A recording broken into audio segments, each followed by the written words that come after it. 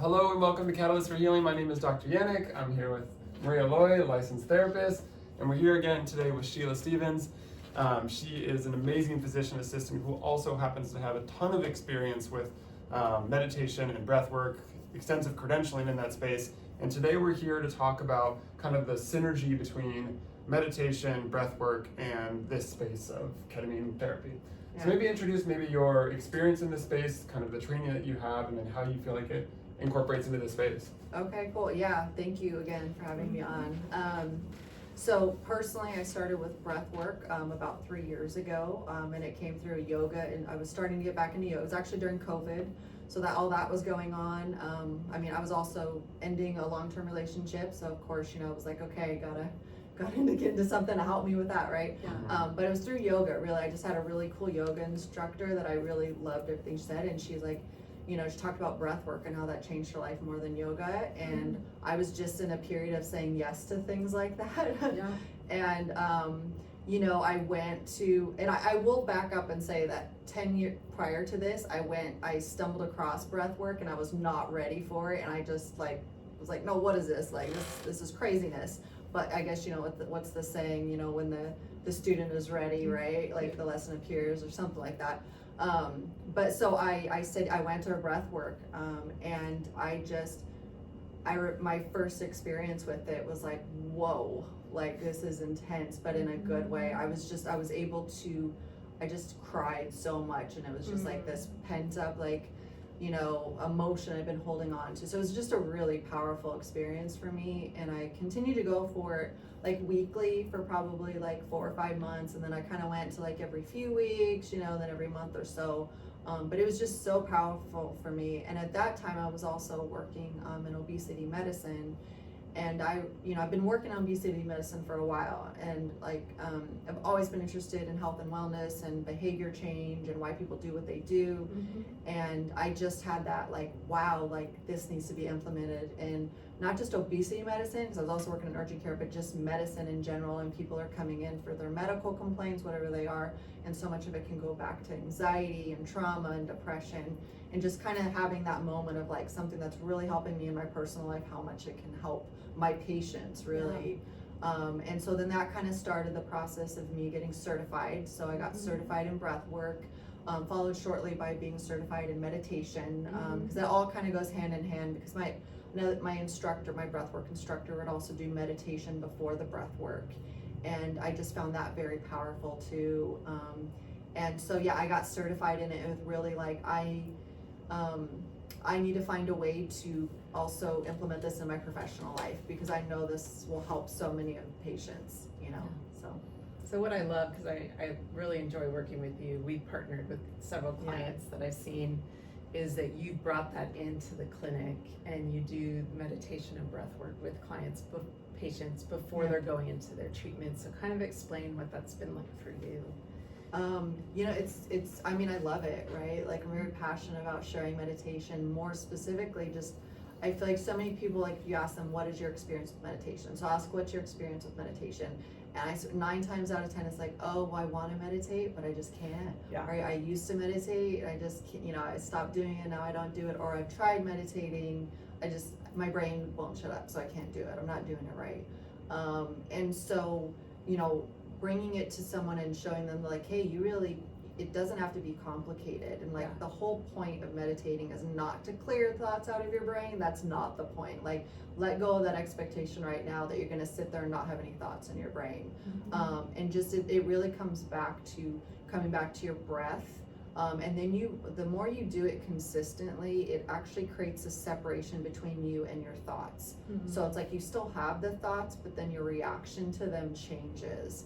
And I think another thing too that I think is so important with meditation to talk about is, I feel like a lot of people, why they struggle with meditation is because they wait until they're in crisis to do it. I think one of the biggest things is doing it consistently every day, even when you feel okay or even when you don't want to. And it's only really for 5 minutes. I call it a 6-minute meditation. I do 6 minutes because it's 1 minute to get all my jiggles out or whatever, and then 5 minutes of meditation. So just really coming to doing it consistently every day is just so much more powerful than waiting until you're in crisis and then doing it at that time when you're super activated. What do you say to people? Because I tell clients to meditate. The biggest thing they'll say is, oh, that's just not for me. Mhm. I've tried it, it didn't work. I mean, what do you say to people that have, that feeling of like, oh, it's just not my thing? It's not, okay. Then I start, I meet them where they're at. So I'm Okay. just like, okay, well, what could you commit to? Would you commit to, practicing 3 breaths a day? Like, could you commit to, making a point to, sit there with your eyes closed? Can you just Okay. don't even try and meditate. Just like sit there in the morning, close your eyes, and just see how that feels for you. So just starting super small, Yeah. and then just building from there. That's a good idea. Yeah. Is that really a true statement though? Like, this isn't for some people? I kind of want to say, like, tell me the research about the benefits of this, because that is an excuse I think a lot of people have. Yeah. No, anyone can meditate. Anyone can meditate. And everyone gets benefit. Everyone gets benefit Okay. from it. Everyone gets benefit. Anyone can meditate. I just think that there's just so many misconceptions about what meditation is, and that you have to be wearing a certain outfit. You have to be, Right. sitting and like, on the ocean, on the beach. Yeah. There's just so many misconceptions. But and it's a free resource that you have within you that you can use anywhere, anytime. Like, how cool is that? You Yeah. know. What are the top apps you recommend that people get started on? I love Insight Timer. That's been my go-to. I think, I did start with, I'm forgetting the name of it right now. Headspace? Is that it? Headspace. Yeah, Calm or Headspace. Yeah, Headspace and Calm but I really come to love Insight, because I feel like that they're offering for like a lot of the free stuff is a lot more, you Yeah. know? I like it too because there's all different voices. So Yeah, I so also true. love Calm, and I've done Yeah. Headspace, but you have the same voice every time. So with Yeah. Insight Timer, you can put in the search like exactly what you're feeling in the moment. So if Yeah. you're feeling, you need more peace, you write Yeah. peace, and you can try out different voices and see what Yeah. fits. And Yeah. it's a little more customized. It is. I know, and I love that we do that too. We like Yeah, you share guys send- meditations. Or like, send yeah, them this to is a each good. other. This will be good for our patients. Like, Yeah. and like send What's it the up. one and- recently you've been sending or giving patients? Because I've had clients come in and say, "Oh, I love that meditation." Trust, surrender and trust. Yeah. Mhm. Yeah, I love that one. Yeah, It and makes so much sense for this space. It Like, really are you does, having yeah. patients comment on the benefit? Because Yeah, you were for sure. doing that in the I think beginning, and no. Sheila kind of brought I'm- that in. 100%, yeah. Yeah. I think it's like such an obvious thing to incorporate into this space, and I'm like so grateful that you brought it into this space. And I think if there was ever a time to try something like this, it is when you're undergoing something like this. Like, of course, Yeah. you do not have to do a ketamine induction to meditate, Yeah. obviously. But I do think what's interesting about ketamine is I think it can like facilitate one's ability to think about things in a different way, try things they haven't tried before, and possibly form new habits. Yeah. Right? And so, like, that's the time to try and be like, you know what, like, I'm gonna try the meditation thing again. And we see it. We have, it's not all of our patients, obviously, but we do see some patients like really get into it. Yeah. We have had like, and you've discussed this with me, some patients that are like you offer it and they say no. Yeah. Right? Well, what's that discussion like for you? And do you leave it open-ended? Do you approach it again? Or once they say no, you're done? How do you No, go I about approach that? it every time. Yeah, go I on. do. Like, and I always say, hey, this is optional. And this is, what I offer. And if they say, no, that's okay, I really don't try and push them into it. I'm like, not to mention they're right before they're going into their infusion, right? So they're just kind of this very vulnerable space anyway. So if they're like, no, I don't want to do something, I'm going to respect that. Yeah. Right? Because I think that breaches trust a little bit if you're trying to push them to do something they don't want. But I will bring it up every infusion. Unless they straight up told me, and I haven't had anyone do that. In fact, more often than not, I have patients that don't want to do one, and I'll continue to ask just very simply, and then they'll be open to it. Yeah. Okay. Good. Yeah, that makes sense to me. How do you decide what breath work to use with patients? Like, are there certain ones you use for the more anxious patients, or how do you incorporate that part? So and I will say that I actually do not incorporate breath work in the clinic. Okay. Yeah, in the clinic. I just stick with meditation. I'm just kind of keeping it simple, right? Because the ketamine part of it. But breath work in general. You do it as a coach, so Yeah, as a yeah, side, yeah. why don't you share a little bit about that? Because Okay. Sheila also has her own business. I do, yeah. So I have my own business, Recenter Anywhere, mindfulness-based wellness coaching, and I do meditation coaching, and I do breathwork coaching, and I do one-on-one coaching. but but I also do coaching, meaning I will guide you through meditation, I will guide you through breath work, but I also want to be your training wheels for you having your own, you know, consistent practice. So that's the coaching part. Like, let's implement this into your life instead of just meeting once a week and we're doing this together, right? Because like you're talking about, like the beauty of it really comes from being consistent with it, you know, not just doing it when you're in crisis. So you're there to help them set up their own practice. Exactly, Okay. yeah. So yeah, the different types of breath work. So there's activating breath work, and then there's calming breath work. So calming breath work, we'll talk about that real quick. I feel like it's maybe the more common, and really is something anyone can do anywhere, anytime. So it's things like box breathing. So just like it sounds, like picture a box. So you're gonna inhale for 4 seconds, hold for 4 seconds, exhale for 4 seconds, and then hold your breath kind of at the end of the exhale for 4 seconds. So just kind of picture the box. Then there's belly breathing, deep belly breathing. So that is breathing in your belly, so really creating, like, feeling like your belly is like this balloon that you're inflating. So it's diaphragmatic breathing is what it is, and that actually hits on the vagus nerve, which calms your which turns on your parasympathetic nervous system, or your rest and digest. So there's belly breathing, and then there's also 4-7-8 breathing, and that's, you know, inhaling to a count of 4, exhaling, holding for a count of 7, and then exhaling to a count of 8. So that's kind of more of the calming breath work. So that's really good when you're anxious, you know, maybe feeling kind of overwhelmed, lots of wandering thoughts. So that can be very beneficial for that. Then there's activating breath work, and this really is best doing with a certified facilitator. And if you don't have access to one in your local area, there are actually a lot of online breath work instructors, but I think it is important to be guided through this.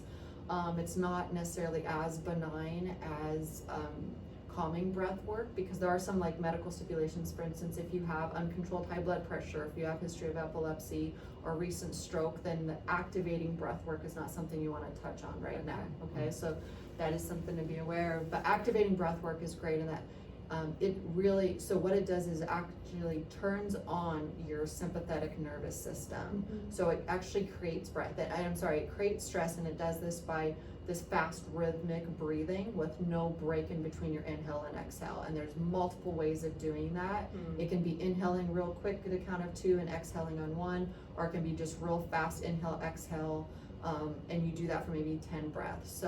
But it activates your sympathetic nervous system, and what this does, it actually puts you in a place of stress, but then the breathwork instructor will guide you into calming breathwork, and whether that's a breath hold, or whether that's like one of those other techniques I was talking about, we're calming breathwork, and so then that puts you into your parasympathetic.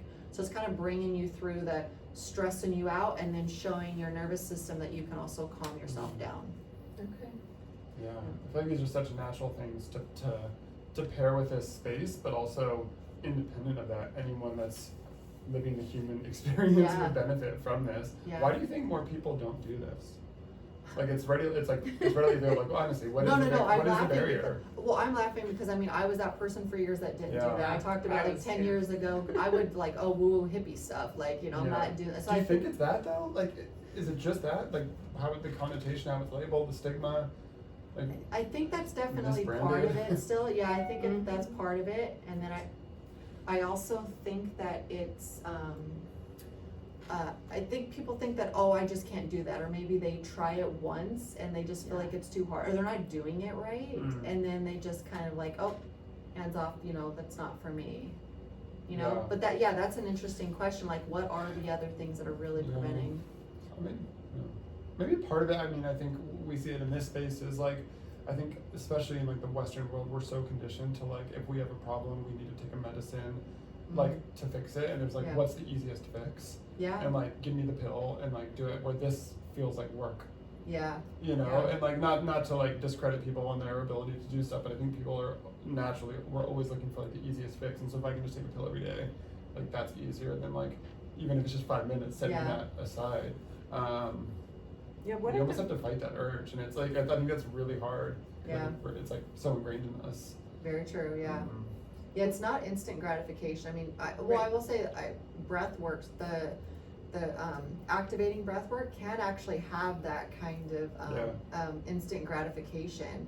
if you do that with a breathwork instructor that's can guide you through that, you actually can experience that, like almost like a euphoric kind of like high in a way from it. You can, so that kind of gives a little bit of instant gratification. But you're right, for the most part, breathwork and meditation is about consistency, right? And it's not, it's not gonna like make you feel like you're taking a happy pill right away. It takes some work. Right. Cumulative benefits. Exactly, yeah. What are you, maybe could you explain a little bit, because people with anxiety and depression, I think especially need the breathwork and meditation. What is the benefit on the nervous system? Like, can you explain that you talked about the vagus nerve, so a little bit more about that? So the belly breathing. I think the belly breathing is one of the best things you can do for anxiety. So it really does hit that vagus nerve, which turns on the parasympathetic nervous system. Okay. It also can decrease your, blood pressure, decrease your heart rate. On the physical side too, it can also, improve focus, right? Improve your sleep. And also actually physically, this made me think of it, actually can help a lot of gut issues, right? Because the gut, the brain access, all of that. And just, I actually remember when I was in PA school learning that one of the more common causes of constipation is not heeding the call. And I was like, how was that not talked about more? Like actually just taking the time to use the restroom, right? Yeah. But if you think, it goes back to like, that's anxiety, and that's like not taking the time for yourself, right? Not taking care of yourself. So that's like another, benefit to this is, helping your gut issues. I think we have this, we have this like false duality of like the mind body as like they're different, but it's one. It's all connected. It's all this and this, right? And I think we see that on a daily basis here. I think the breathwork is really interesting because I think maybe you don't directly incorporate it, but I know for me personally that like my first thing I try with patients, if I can sense that they're becoming overwhelmed, is to like have them go to their breath and try and calm themselves down, right? And like, do you feel like that's kind of an example of that type of breath work, and how do you incorporate that maybe into that? I guess I should correct myself. I do like the calming breath work for 100% in this space. I think when I went directly, the activating. I did that. I don't know why I went directly to the activating breath work when you asked me that question. Walk me through like an example of that, like so like maybe a patient that you could think of where you use that, and how did it work?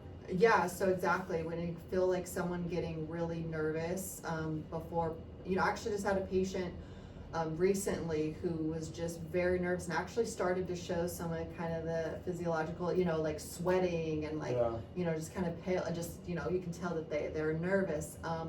So just focusing on that breath, and actually I think a really good tool is to put one hand on your chest and one hand on your belly, and then just tell them, okay, just take some nice deep slow breath through the nose and then exhale through the mouth, and just keep your hand on your belly, making sure your belly is rising instead of your chest. And I always remind patients that their breath is their best anchor, and just breathing, just taking 3 nice, very slow, deep breaths together. I definitely do that for every patient that's anxious before an infusion. I think it's such a powerful thing for people to see in this space, because I think a lot of our patients are like conditioned to, if I feel anxiety, I take my pill. And I think this space, we really emphasize with them, like, yes, we have medicines. If this is getting to the point where you really can't control it, we can give you something. But we so rarely do that. And I think for some people, like getting to like get through that themselves can be really empowering. Exactly. And actually, when you say that, I'm a patient of recently of like getting to experience that, and how cool that was for that patient of really being anxious. Like heart rate was like going pretty high, and being able to just regulate, and just how he came out of that, just like, wow, I was able to do that. It was like this moment for him of like, I can control, like I can regulate myself, and like how, and that was all because I just had him like take some deep, slow breaths and just focus on that, and just the power of that, right? So what would be a simple way to develop a practice of breath work? Kind of like you were saying, meditation, 5 minutes, maybe download Insight Timer, just start doing that every day. Like what would they add to that with the breath work if someone were a beginner? And I would just say that before you meditate, so actually doing some breath work before meditation can work really well. I'd say start small with doing, like, commit to, I think a good idea is to always pick what doesn't feel hard, meaning like what is right past your limit. So if you can commit to 10 belly breaths Okay. before you meditate, then commit to 10. You know, and if next time you can do, 15, great. So just start somewhere there. Yeah. You know, and if you don't like the idea of belly breathing, that doesn't feel good to you, then try box breathing. Try the 4-7-8 breathing, and just keep trying until it resonates with you. Yeah. So there's kind of cool. There's different ones to choose from, but Yeah. just try. Yeah. Well, and this is to your point too, it might be helpful to get support learning at the beginning. Yes. How to do it. And so I Yeah. love how on your website, which we'll put in the show notes, you have even like 5 or 6 classes of a program designed for that, just to kind of, you set them up individually, but Yep. so that they can then build that into their practice. So Yeah. try it on your own. If it's not working, sometimes we all Yeah. need a little more support in the beginning of a new practice. Yeah, I mean, I think it's like, it's so, people have no problem paying for personal trainers to go to the That's so gym true. and that kind of Yes. thing, but like, I think societally, we have a really hard time paying Yeah. for stuff for our minds, Yeah. right? For It's therapy, true. for this It's kind, true. for Yeah. this like meditation and breathwork. I think it's all so critical, and I think we're it's slowly starting to see some people changing with that, but I think it's so obviously worth the investment on Yeah. so many fronts. Yep. Yeah. And like, why try and do this yourself when you can have someone that can guide you through it, and so that you start with the foundation set up in the right way. Yeah. Because I think maybe what's discouraging to some people is they're either doing it wrong, or they get off course and they're not sticking to it, and they get frustrated and like they're over it. And then there's also something to be said for like, I mean, this sounds weird, but like financially committing to something, because Yeah. it becomes more tangible that That's way. true. Like, all right, Yeah. I pay for this. Yep. Yeah. I'm gonna do it, right? Yeah. Versus like, whatever, it's like a Yeah. free thing, I'll just go and move on. Like, Yeah. I think it's like that, we see that with the ketamine clinic, we see that Yeah. with this, right? I mean, we can't ignore that. I think there is Yeah. some value with that. Oh no, You know? and I love that analogy of, we'll pay for a trainer, but why not pay for a mental trainer? Yeah, you know? yeah. No, And the no. accountability too, right? Like, Yeah. so, you do a lot better with a trainer because you have someone accountable, someone's gonna be there to like, hey, Mhm. why didn't you show up? So this is the same concept of like 100%. having a meditation coach is someone that's accountable, that you're accountable to, Yeah. Yeah. and I guess back to that analogy of the gym, like making sure you have correct form in your meditation and your breath work, Right. so you're doing it right. So you're feeling the benefits from the meditation, because once you get a little glimpse of the benefits, that's when the magic happens, right? 'Cause you're like, I want some more of that. Like, Yeah. wow, okay, this stuff works, Yeah. Because also, like, there are people that literally, they practice and work on their meditation for decades. Like, it's not like once you get it, you're done, right? You're always Yeah. learning new skills and evolving in that space, Yeah. correct? It's not Oh, just yeah. like a 5-minute practice and you're done. Like, there is various levels to it, Yeah. I'd say. No, for sure. Um, Like with anything, right? You're just yeah. always learning, you'll change from day to day what you need, because there's different meditations Right. to choose from, right? Yeah. Yeah. And just going back to those patients, because I think I was one of those people for years that was like, yoga's not for me, meditation's Yeah. not for me. But I think those are the people that need it the most. Yeah. Because I look back and I was living in this very hypervigilant Yeah. state and Yeah. going, and I didn't realize like what I needed was to Yeah. downregulate. Yeah. And true. I remember at a certain point I couldn't, just like healthy eating, or you try to say, oh, I'm doing fine, and then you read more and you're like, I gotta do better. Yeah. It was like I saw the evidence and I was like, I gotta just commit to trying these. And even yoga, I thought I'd never be a yoga person, and the more I got into it, the more I realized it was just calming Yeah. everything down. Yep. And it was exactly what I needed. So I think for those people that are resistant, I would say lean in Yeah. and just trust the research and trust the data that it is Yeah. very helpful. Yeah. And if you Yeah. can come in to this space, like a ketamine clinic, with even just a little bit of experience in Yeah. it, I notice a significant difference in people's experience with ketamine Yeah. that have navigated the meditative mind space and those that have not, right? Yeah. Like, Oh, there's yes, no doubt totally. that Yeah. they oftentimes have much larger, vivid, intense experiences, because I think they're just used to opening up and letting go. And they're more Um, calm and grounded. Totally. Going Yeah. Yeah. Um, Like you were talking about with your experience, you were kind of able to ground yourself. Oh yeah. And that's, you learn from doing breathwork and meditation. Yeah, Totally. exactly. And kind of just like to stress that again, where it's so important to do it consistently even when you're not in crisis, you know, because Yeah. then when you're in crisis, then you have that tool to go back That's to. a really good point. Yeah. So true. Yeah. Well, cool. Anything else you feel like we missed or that you want to add to this? No, I mean, I feel like, I could talk about meditation forever if you kept asking questions, but no, Yeah. I think we covered a lot of Cool. it. Yeah. I honestly, Yeah. I learned a lot in this. I I do feel like too. I know so Thanks. little about it. I really appreciate you sharing that Oh, with yeah. us. Anytime. I'm sure people will have questions. If you do, feel free to reach out to us and we will pass them on to you. Yeah, no. And again, where can people find you at again? So recenteranywhere.com is the name of my business. Yeah. And then I'm also on Instagram to recenteranywhere. So you can find me there. Yeah. Cool. Yeah. We'll put in the show notes, but thank you so much, Sheila, Thanks, for joining us. And we'll see you next time. Bye. Okay, well, bye. Bye. Cool. That was fantastic. Yeah, dude, you're so good. Oh my God, thank you guys.